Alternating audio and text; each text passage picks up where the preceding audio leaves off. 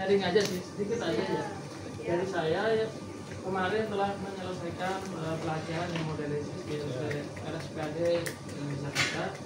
Kurang lebih tambahannya ataupun presentasinya iya. Nah, karena saya melihat di sana sedikit yang infeksi ya, ataupun tidak terlalu banyak. Jadi saya presentasikan tentang tindakan pencegahan infeksi pada kateter atau CDL. Yang pertama, kateter HD hanya digunakan untuk tindakan HD saja, tidak untuk biasanya kan ada pertanyaan di ruangan apakah boleh untuk injeksi atau tidak. Nah, ini hanya untuk tindakan HD saja. Yang kedua, hand hygiene dilakukan baik oleh perawat maupun pasien sebelum kontak dengan kateter HD atau excision. Jadi selain perawat yang melakukan pembersihan ataupun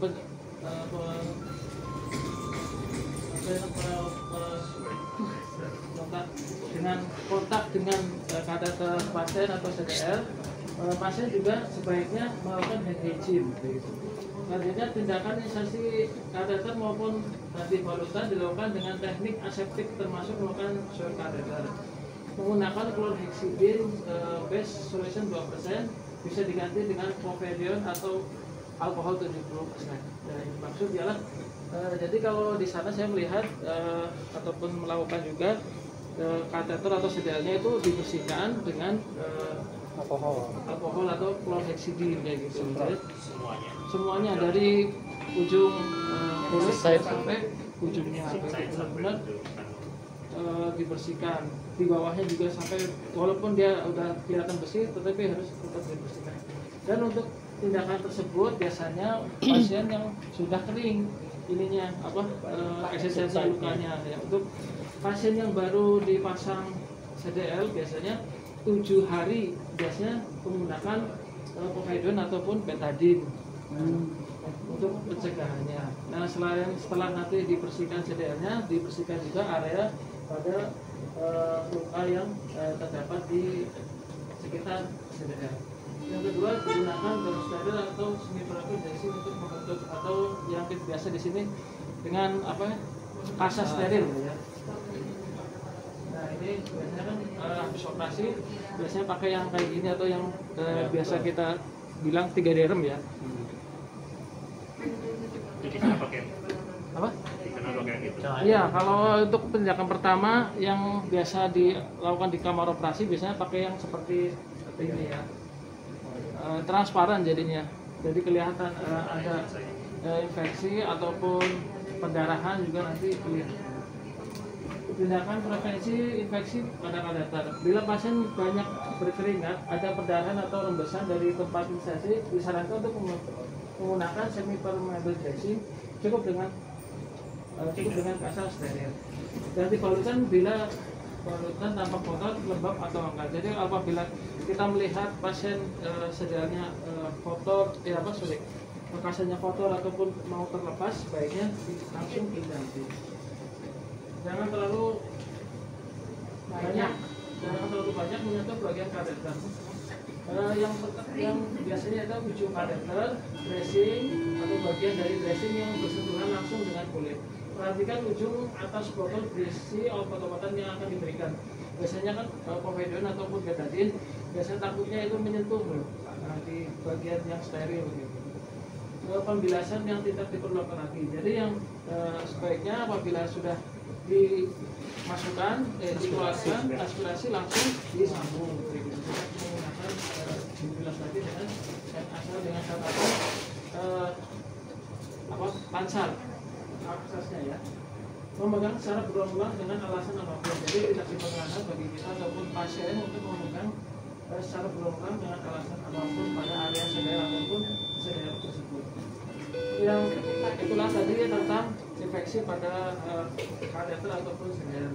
Yang selanjutnya terminasi HD.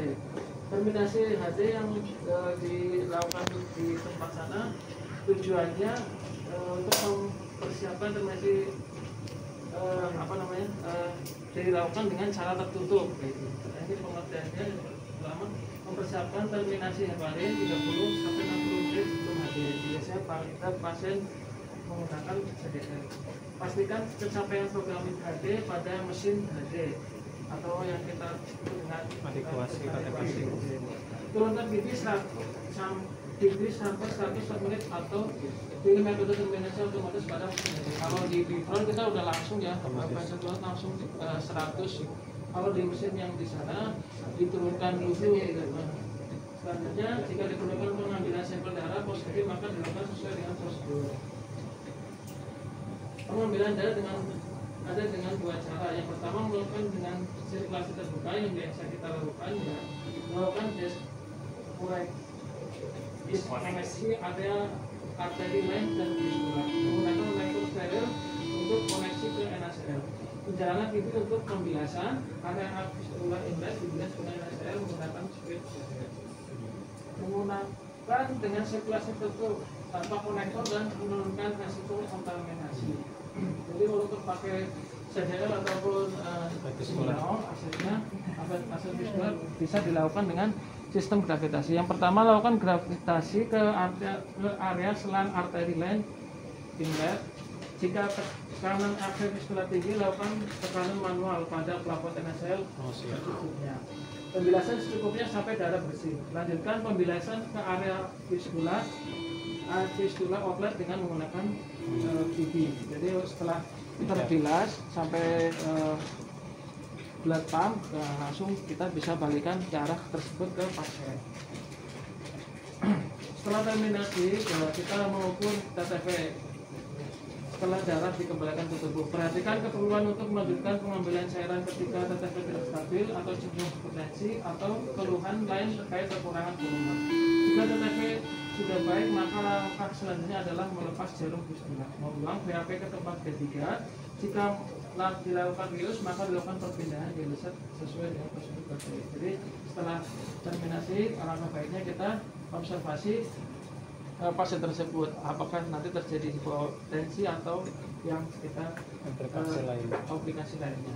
Nah ini untuk penyimpanan VHP di sana ya, menggunakan box ya, dengan box mempermudah dalam pendistribusian rapi dan terjaga keutuhannya dari tercecer ataupun jatuh. Nah, penyimpanan asid menggunakan baki ya, jadi mesin tetap bersih dan area sekitar juga bersih. Ya kurang lebih sekian presentasi dari saya. Apabila ada kekurangan ataupun yang kurang berkenan, terima kasih. Assalamualaikum warahmatullahi wabarakatuh. Apabila ada pertanyaan ataupun yang kurang jelas ataupun minta apa namanya